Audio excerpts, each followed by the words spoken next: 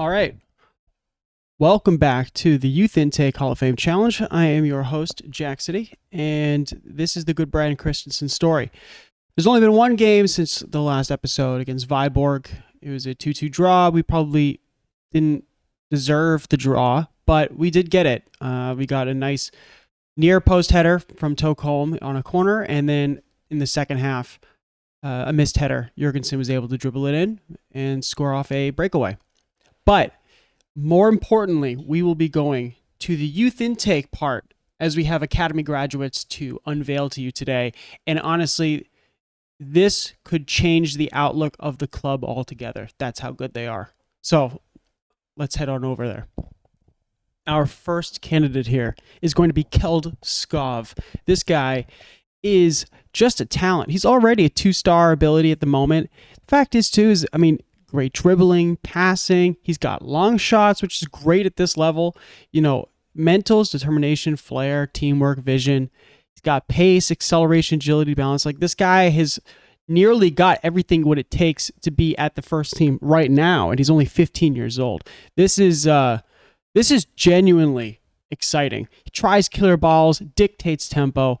He's a young attacking midfielder. This guy is going to be a talent. I cannot wait to see where he goes. Kjeld Skov, put a bookmark on this man. He will become something later on. Now let's go to the next candidate here. Next man here, Michael Ottosson Andreasen. This man, he looks like an average player. He might become an average player. We'll see where he goes, but he's got a good work rate, good stamina, acceleration. We could work on his pace a bit. His technical ability is not quite as developed as we'd like it to be, but he does have some decent mentals with teamwork just on the cusp of over the 11 mark, as well as leadership. So he could be somewhere in and around where it could be like a regular squad player. Maybe it's in the near future, but his technical ability would need to appreciate for him to be really a threat in and around a first team level. So Michael Ottosson Andreasen, everyone. Our third candidate is going to be Torben Agerbeek. First thing to notice about this man, he's left-footed, prefer left foot, but his physical ability at this level is quite unique. He is a player that, at 5'7", he's got all the pace and acceleration that you're looking for. Hopefully we were able to get his dribbling ability up, his technique up, and then he could be a real goal-scoring threat going forward. Unfortunately, his flair is not quite there, to be someone of who's going to be that creative outlet. But, physically, he will be a guy who'll be able to sprint down by people, and hopefully we can give him a player trait of runs by opponents. So this is a man to keep an eye out as well. He's already a star and a half or so, but if he gets his technical attributes right, he could be a good, exciting player. Unfortunately, his personality is unambitious, but Torben Agerbeek, he could be, a decent player for the future. Our next candidate here, Philip Gasberg. He is, technically actually quite great at this level, 16, heading, first touch and finishing. He's definitely got the ability to potentially be a target man type, or maybe like a deep lying forward. We would need to get his passing a little bit better. His anticipation needs to be a little bit better, so get him off the ball. Those mental attributes need to sharpen as well. Physically, not that imperious, unfortunately. So he seems like a hit or miss, depending on, I think the first piece of his development is going to be focusing on his physical ability to see if we can sharpen this up, get him a little bit better on there. But he does have a good personality, fairly professional, which we know will be able to help him develop better and be able to blend in the squad a little bit better. But he does also get the ball deep. So this is going to be someone that's going to be at least helpful for linking play. And for that itself, he might have a chance. He might have a chance because he has the technical abilities already. It's just about getting these physicals right and then just a little bit more on the mental side. But Philip Gasberg, he looks like a decent prospect. Our next candidate, Jakob Korsgaard. This is I would say a pretty average look. Someone of whom may or may not be part of the squad. It really is up to the development. He's a realist personality, which is not great, not bad. But ultimately, He's got some things, you know, with the natural fitness, the jumping reach. He's got good aggression for being a center back. Tackling, it looks good. Work rate and teamwork look great. Determination's good too. But, you know, ultimately, this is a player that it's kind of up to the development. It probably not, but then again, you never know. I mean, he could explode and then pop off, you know, and then he become, you know, maybe a 2.5, 3-star player who becomes like a, you know, a squad player who's, you know, maybe getting some regular time or a substitute. But ultimately, Jakub Korsgaard, I'm not exactly thrilled with him. But let's move on. Next we have is another, actually an exciting goalkeeper here. 15-year-old Mogens Hildahl. This guy, you know, he looks really, really good. Like he could give Skibsted a run for his money, you know, in a year or two, depending on how he develops. You know, Rovchanin is already on the hook as being our 3rd-tier goalkeeper, and Mogens Hildahl could give him, you know, Rovchanin really a run for the money, you know, the next 2 years or so, and then Hildahl could become their number 3 choice goalkeeper. So this is exciting since, you know, Alstrup has been performing extremely well for us. But the thing is that if we were ever to have him leave, we have 2 really great prospects in Hildahl and Skibsted to step into his place. And Skibsted already playing in the 1st division level a couple games already. So this is exciting. We've got a couple good prospects, you know, at 15, 16, 17 years old. And so this gives me a bright future and a good feeling about how we can potentially develop our goalkeepers. Okay, in our next prospect here, it's going to be Anders Søndergaard. This is a man who could play almost entirely across the back line. He's either-footed. Jumping reach is great. Natural fitness is great. Good aggression, positioning, and teamwork for the play that he's going to be taking on. Marking and tackling also, you know, that is a place that we could develop and get him truly improved. But ultimately, I think his physicals and maybe a little bit more determination, his composure as well needs to improve. So this is a man of whom I think to myself, you know, he's clearly got some talent, and I think he could probably even play like in the 2nd or 3rd division, you know, later in his career. I don't know necessarily if he'll be ready for the 1st division in regular soccer, but I'll bring him on board because he's got some nice. He has something, you know, he's fairly sporting personality. He's got something going on, but I'm just not totally bought in that he's going to be someone of whom we're going to be able to bring through to the first team. But I feel as though he has something. And I think maybe if in the right conditions, we're able to sell him on for a little bit of a profit or something like that. So Anders Søndergaard. And I just want to say I saved the best for last. Brian Anderson. Look at this kid. Unbelievable. Just incredible. 16 years old. I mean, this guy, pace, acceleration, incredible agility. I mean, aggression, bravery, anticipation, composure, and concentration, all at the cusp of being an 11 mark, along with positioning, teamwork, work rate, awesome, fairly professional, personality. He can pass. He's got good tackling. He's on the cusp of having great marking for this. I mean, this guy, he's a 2.5 star. This guy, he's very brave, can improve a lot. I mean, this is a guy who he's already at the 2nd division level. This guy can play almost right now. Brian Anderson is nearly a complete product at 16 years old for our team. This guy is going to be, I have to, you know, if you're going to talk about cashing in on a youth player, Brian Anderson is that player that you can sell on, and you get a nice sell-on fee, and then you can get that second cash out later on in their career. Brian Anderson is a absolute gem and really could totally change the outlook of HIK in Hobro here. Holy crap, this is incredible. Brian Anderson, he's going to be the future of this team. He is going to be just really going to take shape of the club. This is awesome. This is the youth intake right here. This is the meaning. Brian Anderson here. This is incredible. So that is the end of it. But as you can see, we're just starting the promotion stage, like I said before, with the 2-2 draw that we had with Viborg. So what I will be doing is I'll be going on, fast forward a little bit, And then I think what I'm going to do is take on Fredericia, who is currently in third, and we are in fifth, as you can see. With that draw, we dropped a little bit, but everybody's bunched up, so it's not necessarily like it's like I've dropped out of the race here. But let me play a couple games in. I'll take on Fredericia, and then that'll be the episode. I wanted you guys to see how this youth intake went on.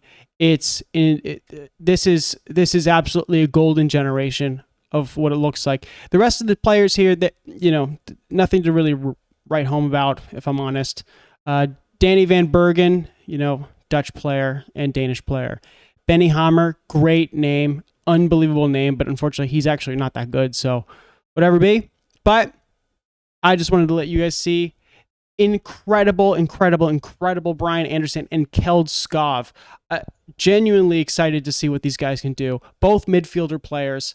It will change the way that we play going forward. Thanks. And then we're going on to the Fredericia game. All right, it's now game time. So, just wanted to give you a quick wrap up of what happened in between our youth intake and before the game versus FC Fredericia. First off, we had a game against Viborg. It was 1-1. It was a tight affair. Honestly, this game could have went either way, and I think a draw is about fair. We did have a nice goal and a good finish from Oliver Howitz to start it off in the game, and then later on we conceded. The next game, AC Horsens, we got dominated, unfortunately. They had over 60% possession. They had 4 goals. Again, I did notice in the previous episode, August Prisk, this kid is legit. He is no joke. He dominated us, got 2 goals. He was creating chances all over the park. Mustafa Marov came off injured. Jurgensen picked up a little bit of a knock. The whole thing was a disaster. I will say, though, is that Jesper Skibsted did put in a great performance by saving a ton of chances. And unfortunately, it was too many. The AC Horsens is a serious team for promotion. That felt like it was on TV. It felt like a game where if we're going to actually be real about pushing for promotion here, we should have either gotten a point or 3 points out of this. And it's not just that we lost, it's how we lost. So that was very embarrassing. It was tough to live with. When it came to Næstved, I did a pretty much a huge rotation of the team. I think 4 players got replaced. Marcus Alstrup came back in net. He did a great performance, which is awesome. Hedda, I put him in there because Hillegaard didn't perform well, so I thought to put him in. And since Hillegaard's leaving because he wants to leave, so I thought let's just put him in, just see what happens. But he did decent. He picked up a knock, so that it is what it is. But Jip Grun, I got on his butt about not performing well. He scored a goal, and I believe he got an assist on this game too. Maruf stunk in the last game. He was actually god-awful and then got injured. And so Fraulo came in. He did great. Honestly, did great. He did pick up an injury, which is unfortunate.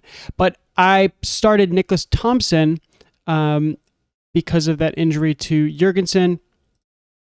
He did great as well. I started him, and he was a threat the whole game. So I don't really have any issues whatsoever. I will say, too, is that I even got to sub on because the game, was finally done dusted. They didn't really threaten us too much.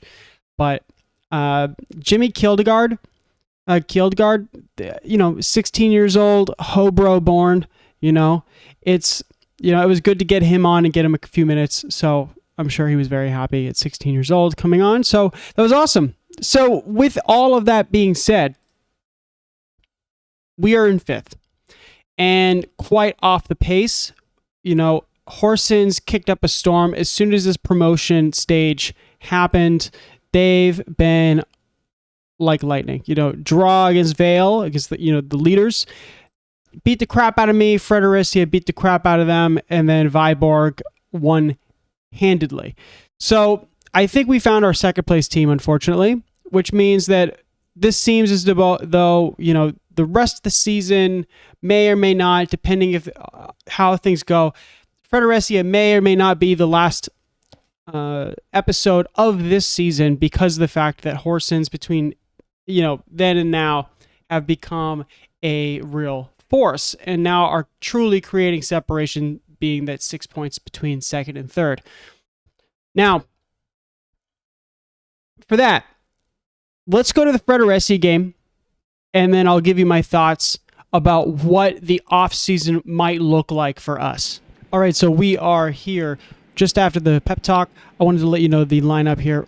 Basically, it's totally unchanged from the game before, except one change. We have Marcus Alstrup in goal, Henriksen on the right, Tokholm and Hedda in the middle, Højlund on the left, Sand on the right side for the midfield, Bergendorf in the defensive position. You have Grun as well, and then Mustafa Maruf reclaims his left side because Fraulo is injured, so he had to be removed. Thompson and Havertz up top may have surprised you a bit, but Jurgensen is on the bench, and then also Brian Anderson is also on the bench too, our wonder kid, 16 years old. So we will be going on into this game, and hopefully we're able to pull something out of this because, you know, this is a difficult game, to be honest. Fredericia is no joke, even if we are at home. So let's see how this goes. Let's see how this goes. I want to say too is that one of the big pieces to this puzzle is how we're going to be able to cope with some of the departures and some of the financial situation that's plaguing the club at the moment, and you know, how we're going to be able to restructure some of these salaries, deal with unfortunately I'm going to have to get rid of some of the staff because we can't be paying them out, and you know, we're just going broke at the moment. So I'm going to have to try and relook at, oh, here we go, a ball on top, Maruf, there it is. First shot, first goal, 6 minutes in. Great ball over the top with Tokholm. You know, plays it back, Tokholm. Dinks it up over the top. Maruf able to match the run. Okay. Federicia's got 2 nominees for Player of the Season right now. So, you know, again, I do want to say that this guy, Samson up here, he's one of them. I think he actually might even win it. So, Thompson! Oh, my word. Hoff. Yeah, I'll say more direct playing style. Let's give him a little encouragement here.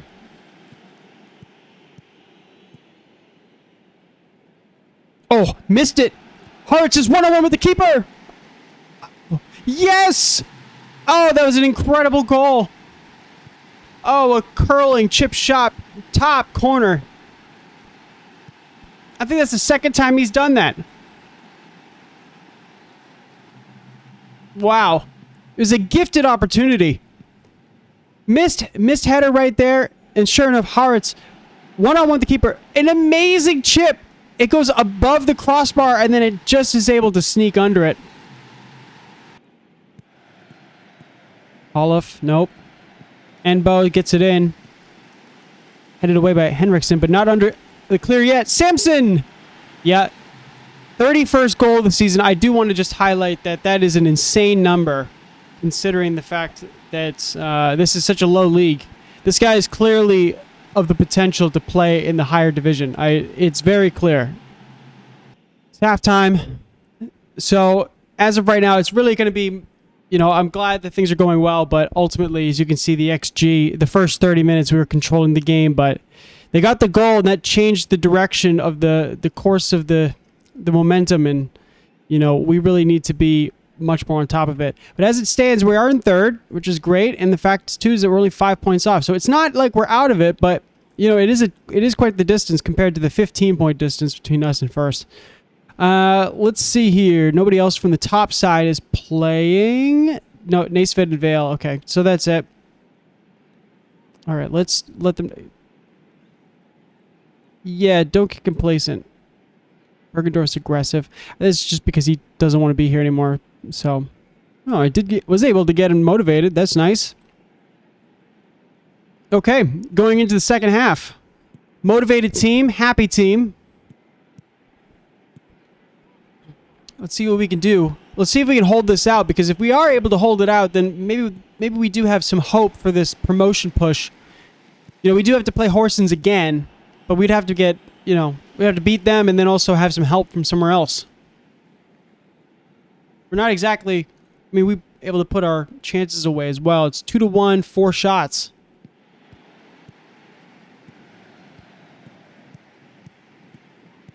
Anbo. Nambishi. Perfect. Blasted away. But Eriksson is able to recycle it. Anbo. Fisher. One-touch passing. Samson. Anbo. Holluf. Oh, this is beautiful stuff. Uh-oh. Board. No, it's blocked. Come on, get on it. Get on it. Nope. Freitag able to recycle it. Oh, Grun. Sand, come on. Ball over the top. Hurts. On the counter. Oh, he was going to dink it too. That was a great block. Who was that? Eriksson. We get those chances. They get too comfortable being up so high, but we have 2 men on the top there. So if we are able to get a release valve out, we have 2 strikers who are ready to run. And that's been our success this season.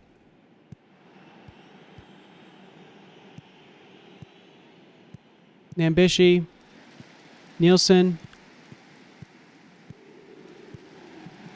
Freitag through it. Samson. Yeah, that was an easy finish for him. Of his quality, he was never going to miss that. I'm caught in a bubble right now. Grun is not playing well, but Freundlich, he was so bad not long ago that I don't even want to put him on. Unfortunately, we don't have many options. Fisher! Freitag, oh my goodness. Right through. Hoyland puts it through. Nothing, though. Eriksson's able to get to it and dumps it forward. Samson for the hat trick!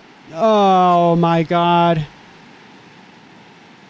Yeah, it's only a few seconds left in this game. And it's headed away. Samson controlled us. We just added to his goal tally, and personally, I think he's the winner of this, Player of the Year award. Honestly, he's been just an absolute force throughout this entire season, and he deserves it. He just bagged a hat trick and made it look easy on us.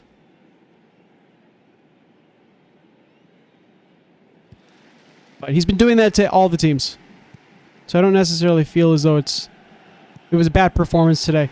I feel as though we just came up against a good side with some great players. That's how I feel about that.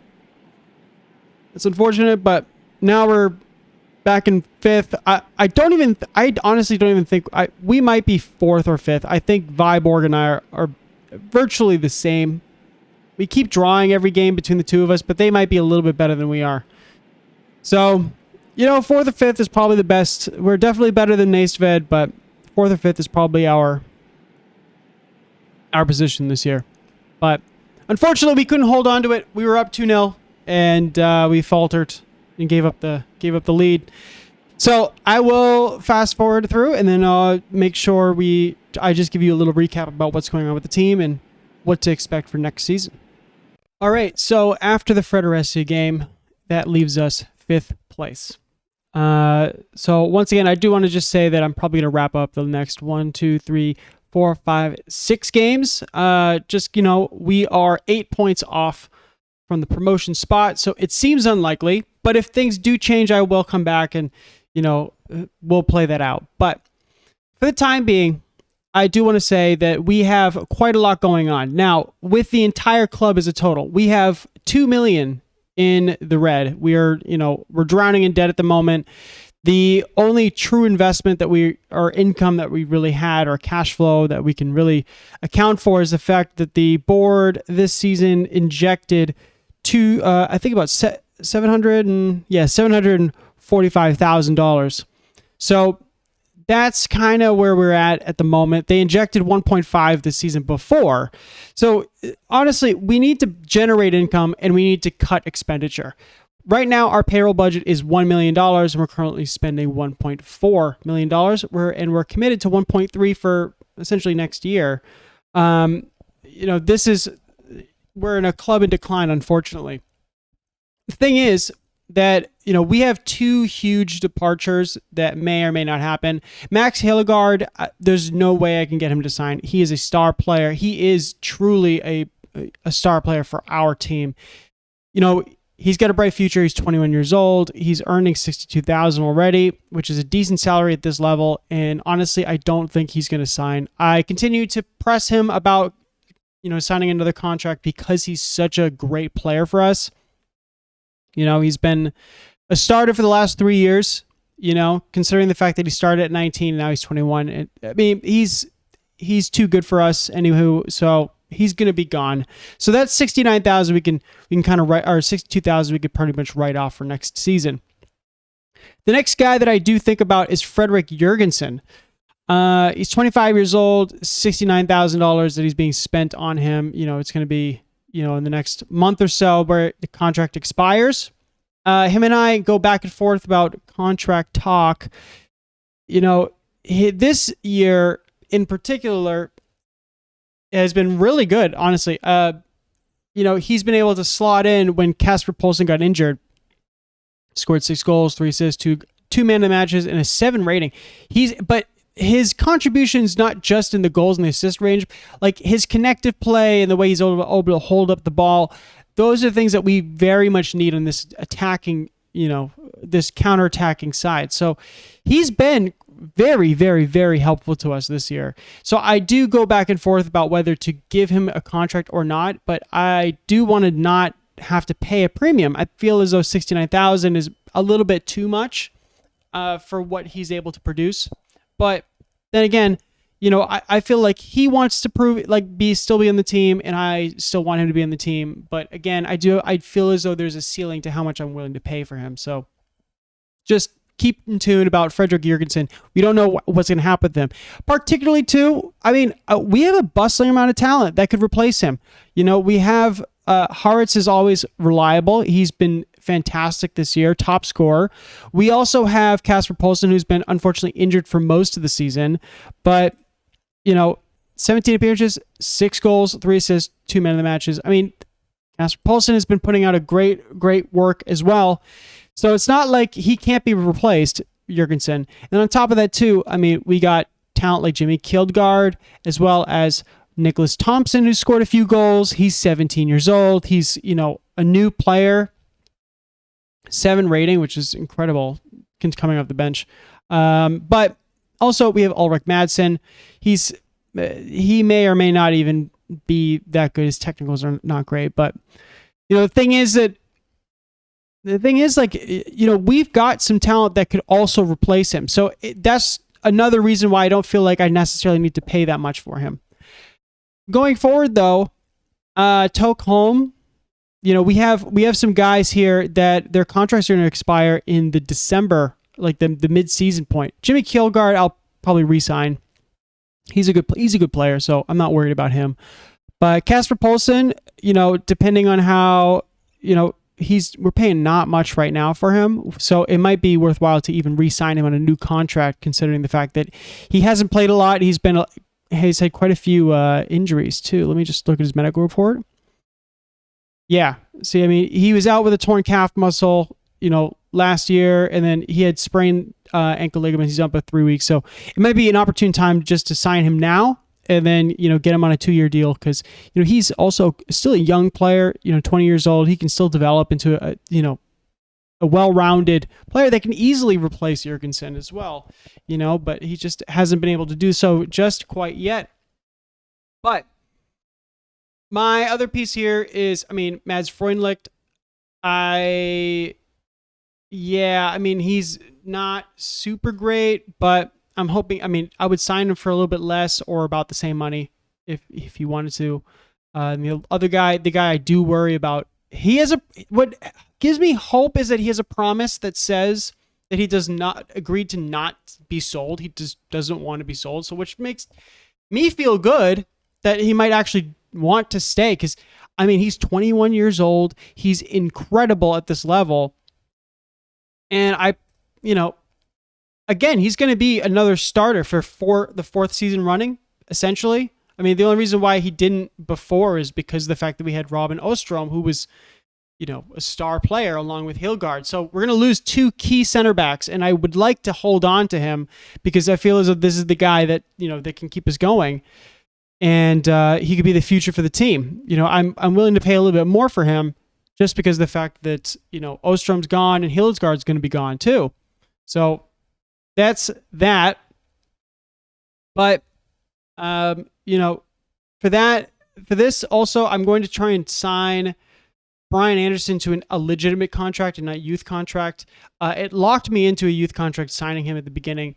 So I want to get him on an actual one because the fact that he's going to be worth more money when someone's eventually going to buy him off me, because there's no way that this player, Brian, is too good. He will be under pursuit of legitimate teams, and he will, maybe next year or the year after, big teams are going to want him. He is really, really, really good. So there's that. Also, Jan Bukhava, he's still having a little hissy fit about the whole loan thing where, again, he wanted a loan. I tried to give him a loan. I gave him 3 different teams. He rejected all 3 teams. And then I told him, well, dude, you're rejecting everything that I'm giving you. And then sure enough, now he's having a total hissy fit. So Jan Bukhava, he could still get in the team. He's good. He's 19 years old. He's incredibly fast, and he's got the right skill set. But again, it's up to him. But other than that, looking at our development center, Kjeld Skov, I mean, he's 15 years old, but he looks great. So he might be able to get in a couple, maybe 1 or 2 games next year, definitely in 2 years or so. And then Danny Rasmussen Vind, he's also looking amazing. So I'll be trying to get them on loan, between now and the start of next season, just so they can get some time, get some reps in. Because these guys are good. These guys are, young, talented players that will be able to really benefit from maybe some first team play. On the loan side, we do have 2 loans going on, and they're dynamos out there doing great. David Krook, he's really, really benefiting from the first team play at the moment, and I'm, super happy with the fact that he's able to get there. And but also Jacob Bruhn, whew, he's playing well for Thisted, and these 2 defensive center back, fullback players. I mean, these guys can come in, in some point, but they're still getting the reps. They're still putting their time in. And I just want to be able to get more and more loans out because I feel as though what I'm going to do eventually is I'm going to start cutting staff, because unfortunately we just don't have the money, and I'm going to start cutting staff for the B team. I'm going to start cutting staff for the youth recruitment. We just need to start culling staff. And then what I'm going to do is I'm going to hire staff that are much cheaper and maybe have more of a value. Even though, you can see that we're not the best at coaching right now, but we need to figure out a way that we can better afford our training. So that being said, this is going to be really a testament of value kind of going forward over the next, off season, because the fact is that this team is bleeding cash and it's unsustainable at the moment. And, at this level, you don't really get money from like a cup run or from, finishing high in the places. Like there is no real prize money beyond, like, the Superliga has prize money, but it's even not an amazing amount. But we need to sell players to generate cash flow, and we need to cut expenses like payroll. So this is the kind of corner we're in at the moment, and I'm going to try and do my best to be able to balance the 2 of those, and then, see where that takes us, because we have great young talent that's coming through here, so I don't doubt the future. The fact is, though, is that I do want to be able to sell these players, be able to give a substantive cash injection into the club, so therefore, we're not losing money every season, and I look at an overall balance that is negative $2 million, and then sure enough, our payroll budget gets cut more and more every year. As you can see, the next season's payroll budget is $835,000, comparative to the payroll of 1 million at the moment. So all that is to say that there's going to be a lot of changes coming from now till then, primarily in the staff side. And for the squad side, it's going to be, I'm going to be looking for deals. I'm going to be wheeling and dealing for the sales, and, trying to get loans out to get people off our payroll level. So that's what it's going to come down to. That's my wrap up. That's essentially the season wrap up. Unless something changes between now and then, I mean, I'll come back and I'll show you, but again, don't anticipate. But that is the Youth Intake Hall of Fame Challenge. I'm your host, Jack City, and the thing is that this is the Gudbrand Christensen story, and thank you and good night.